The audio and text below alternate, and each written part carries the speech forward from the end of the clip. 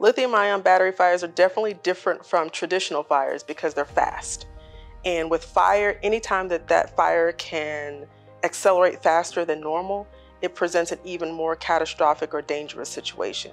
And because lithium-ion battery fires, again, can be attributed to a lot of the products that we touch and interact with on a daily basis, we want to ensure that where we can prevent those fires or at least mitigate the risk from those fires, that we do that so that we keep people safe.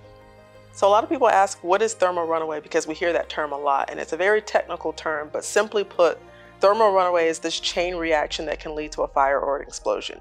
And with lithium-ion batteries, thermal runaway is especially dangerous because this is what can cause things to catch on fire, to explode. And when you think about the types of products that incorporate a lithium-ion battery, no one wants to use their personal grooming product or any type of appliance knowing that a chemical reaction or a chain reaction can lead to a fire or an explosion.